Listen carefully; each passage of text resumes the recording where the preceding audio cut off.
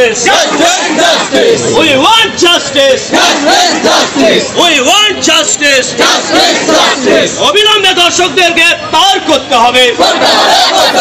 অবিলম্বে ধর্ষকদের গ্রেফতার করতে হবে। অবিলম্বে খুনিদের গ্রেফতার করতে হবে। অবিলম্বে খুনিদের গ্রেফতার করতে হবে। অবিলম্বে খুনিদের গ্রেফতার করতে হবে।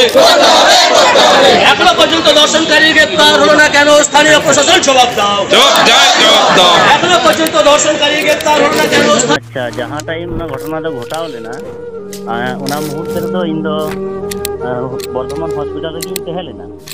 आदो जखन के पुलिस वैन बोलोइना इमरजेंसी गेट सामने रे संगे संगे नेले को हांते मते हेड केते की पुलिस जेमन आपा ड्यूटी हिसाब से हांते मते हड़ को साइड के हड़ को साइड को आदो मीटे बॉडी को फैट ली आदो जेहतु नेल केदा जेहतु मीटे बॉडी फैट कोना छे इबार मीटे साइड बाबू आदो पुलिस दो होयतो को लई चुइदा जेहतु मीटे मर्डर केस कना जेनो हड़ बाकू नेल दाड़ी उना हिसाब को साइड के गो जाय साइड केते आदो बॉडी को आदर केदी आदो बॉडी आदर केते इयो मने रहो जगह मा जे इबार होय कनाई बांग आदो ओंडे चलाव सुर केते जखन नेल केदा जे हां मीटे कुड़ी फोटो रे नली गे केते को गoj कादिया आदो उना मुहूर्ते दो नेल किरिया जे मीटे कुड़ी हपन तिरला हपन फोटो को गे काताया पूरा रक्ताक्त अवस्था ताय मायांग को गोटा किचिरी रे लाठाव कना आदो उना मुहूर्ते रे जहां ऑफिसर रे अगुली दियाई हॉस्पिटल को अगुली दिया शक्तिगढ़ थाना खन संभवत उनकाኝ बड़ाई नाम को कथा रे जेतो ओंडे हॉस्पिटल हे केते उनको हन लही तको उनको डॉक्टर थे आदो शक्तिगढ़ थाना खन की ऑफिसर जहां अगुली दी आदो उनी मीटे आधार कार्ड रे अगुल दानी कुड़ी गिदरवा जहां को खून कादी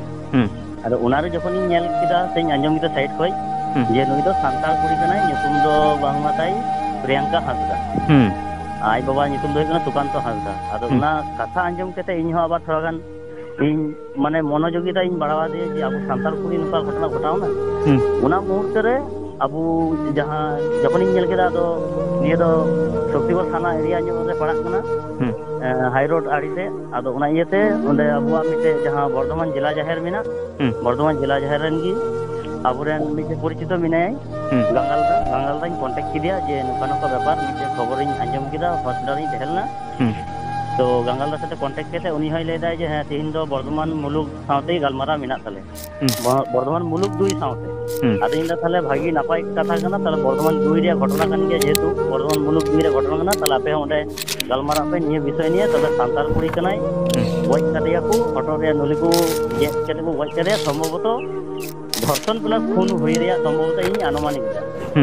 आदो ओनिटा की ओलादी नेल केदा हॉस्पिटल रे निये घटना की घटाव कना आदो ओना साथे जिला जहां गंगालदा हई मिता दिया जे ताले निये अवस्था रे जदी ओरादिन हड़ को हेलन का हॉस्पिटल से ताले हॉस्पिटल रे जहां उना कर्मरत अवस्था रे जहां हेड कनाय यूमो सेल संभवत को मिता को ना उनी साथे ताले ओरादिन हड़ 5-6 जन को हेलन का जे आलोरेन हड़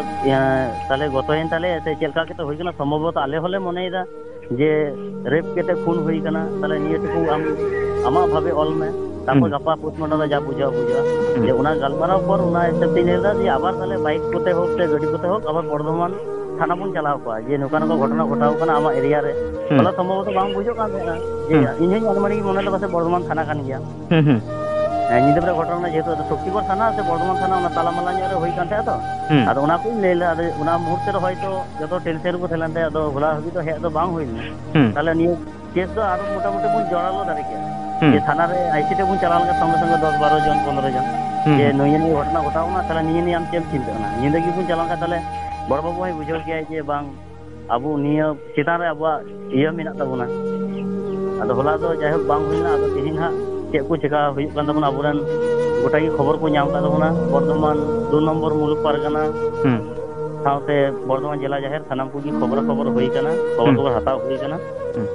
आदो निये तायम हा चे को कमी हड़ लहा कान तबुना ओना दो हा बुन बुझ नाम हा तायम दाराम हा कोना फोनी कते ही लेके ना बो नवा कना जे अबो तहन दो जुमित हुई तबना और जुमिद के अब लड़ाई चेदा से होला नींदे बेला जहाँ घटना घटाव एकदम माने लजा पकार कथा एवं तेहन अब आयो हर चेतान जेभावे नाहाचार होना जेभावे नाहाचार चलाना तो आले दले हुदिन कदा सनाम प्रसारण तेहन तिनागान ग्रुप रेन अब आदिवासी संगठन मेना कोई सेता रे होला 12टा खन 12टा एकटा बारी जतिन कोर्स कना एवं सेतार हुन कोर्स कदा नुआ ये नुआ जहाँ ऐतिहासिक आपको ये को लेदा हुन को ये स्वाधीनता दिवस वो स्वाधीनता दिवस आले तो बाले स्वाधीन करना नुआ स्वाधीनता दिवस तो अब बाबन मानावा और नुआ तो अब तेहन दबन प्रतिबादा उना आते तिनागान गणतंत्र मिना को सलाम को गरो एवं गरो तेगे तेहन नुआ कामी साथी नहीं तबना बाफान नहीं दिन हला अब बांचा दहर बनो तबना अब मिल मुका तीन अच्छा गोंके माने हो निंके नेलो काना जे आबो दो हने मिद दिन बोन इये किदा जे कोले आंदोलन बोन कुराव किदा मेनखान तापर बाबन रोड बाड़ायदा हो निये माने उना आंदोलन तिनाटा आरो माने माने जस्ती दुरकार काना गोटा आंदोलन दुरकार काना शुधु माने बर्धमान रे होइना बर्धमान रे बोन आंदोलन कदा हो निये गी दुरकार काना से गोटा वेस्ट बेंगल निये इदी कते आवाज राकाब दुरकार काना चेद मिता को नुआ तो गोटा वेस्ट बेंगल के राकाब दरकार काना कारण है काना तेहन संताल मोहन में आयो हर से तिलो जे भावे नाहाचार होई छना ओना दो एकल में संताल मोहन से में आतो से में मजिया कथा दु बंकना पूरा वेस्ट बेंगल तिनो संताल में कते संताल हरा में इज्जत कना ए नुगु को दिसु को संताल हरा इज्जत के मैं को चिलिमिली को खेल कना नो दो अब कुछ में एकल लगती नहीं ना आ नुआ आले दिसमर्थन में लेदा दे देला हिजु तबन पे आले नुआ ना कमी होरा ले साबा एवं आले कोराले पे नुआ बाबन ताहले का मित्र जुमित अब नुआ कमी बाबन साथ सगुन दादा आले का दिसम जदि बोल लिया स्वाधीन कना उनका स्वाधीन नहीं खान ताहले स्वाधीन होता मिदिन से 12 घंटा लहारे नो उनका नाहाचार देता नाहाचार एकदम जिब्बालोक लेका नो दिनेर बेला 7:30 माने ना आयु कना सिंगर अक्सर नो उनका घटना घटाव कना नुआ दो खूब लाजा पकार कथा एवं अब दिसम मते नुआ के बन लिया नुनका लाजा कथा दो जेनो आले संताल समाज आले आले ठेन आलो हिजुमा और आले ले नेल खान आले हो जेनो सेंगल जेनो खादले लिकाले इको दा नितो दाले दो सेंगल जोल का लिया दे देला हिजु तबन पे दिसम हर अब नुआ ना बाबन प्रतिबाद निखान अब बाबन बांचा ओनाते सेता रेगे आलिंग 5:30 6टा मध्य रेगे आलिंग ग्रुप रे जतली वाला का तेहिन दा अब दो स्वाधीनता बाबन बनावा तेहिन दा अब दो उना बन ये अपन ठीक ठीक बॉयकॉट अच्छा गोंके होय ये नितो में नोडे पूर्व बर्धमान शक्तिगढ़ थाना एरिया रे जहां नानूर से चेक को मता कना नांदूर ओंडे होइना मनखा आबार कटी खबर नहीं आजम किदा आबार छत्तीसगढ़ रे होला से तेहिंगी हुई कना है नुकाना रेप धर्षण केस और मर्डर से माने आबुरन जिला गुडी पूर्व बर्धमान जिला गुडी ते फोन दायलिन थे उन्हें लेदा ओंडे हो बताओ कना अच्छा गोंके माने होनी बर्धमान ना जहां घटना हुई कना निये इदी कते चेद आपे सीबीआई सीआईडी पे दई पे रकाब दा चिके आपे हाँ सीबीआई सीआईडी तो रकाब लगती कना कारण उनिया मोबाइल कुरे हो पासे होयतो कोनो प्रूफ नाम दाड़िया उना को लैदा को जहाँटा रिपोर्ट रे जे उनी रपड़ ते उड़ा ते खने उडुंग ना दा से कसे से जहाँ से के आरके गे उडुंग कना तोरा रे मनखा ओंडा खय की को गायब कर दिया तो